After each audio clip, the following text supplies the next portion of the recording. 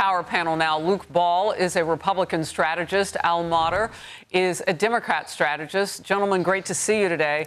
Luke, I'm going to start with you. You know, it was split last night. Wisconsin saw an establishment Democrat win the primary.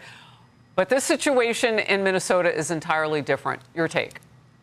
Any moderate Democrat who is celebrating the establishment candidate winning in Wisconsin last night is choosing to focus on the moment rather than the momentum. Just a couple of years ago in 2024, Democrat socialists were so obscure in the party that nobody even bothered to poll how many Democrats identified as Democrat socialists. But today we know that 1 in 3 Democrats, 33% of the party, identify as Democrat socialist, and over 66% think socialism is a better alternative to capitalism. So the message here is not that the more centrist pick won 30 or got 3,000 more votes in Wisconsin. It is that the Democrat socialists got over 310,000 votes in a Democrat primary. And if I'm a Democrat, I'm worried about the trajectory of my party because it's trending in a very dangerous direction.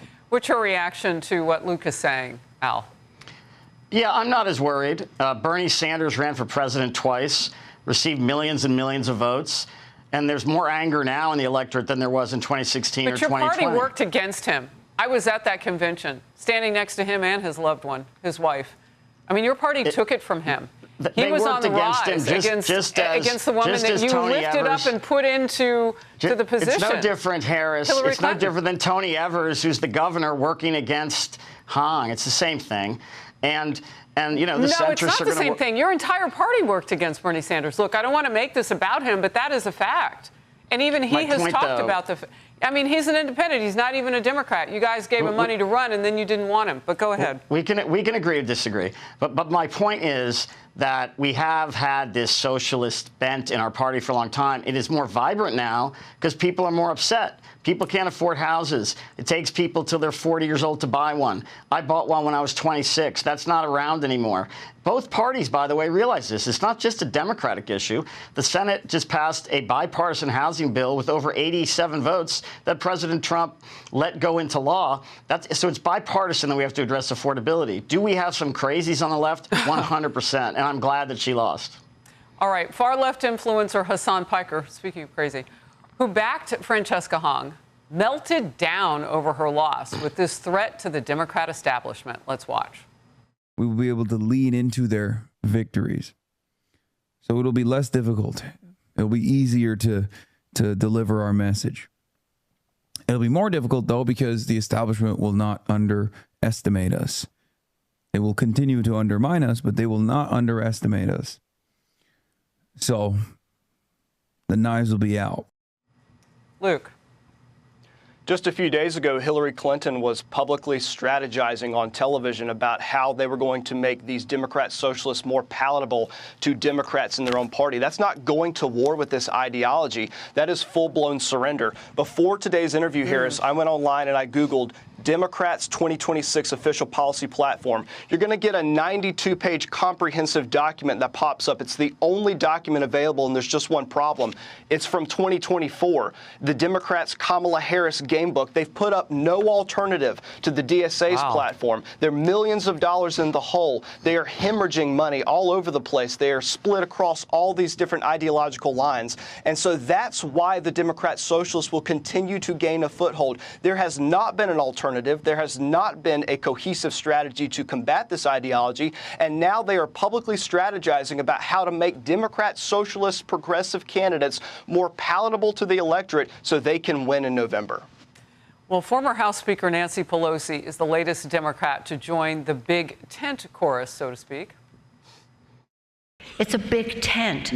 I've always said I'd rather not be in charge of a party that is lockstep this way. No, we have our diversity of opinion. We represent different districts in the country. You know, Luke, you brought up such an important and really critical point for Democrats. Al, I want to ask you about it because I'm looking at the woman who can really raise some money.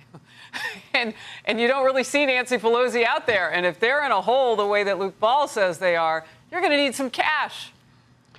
100%. I mean, the DNC is in the hole, however. The party committees that help Senate candidates and House candidates. Aren't they giving money to the Dem socialists, though? Isn't that how they're doing it?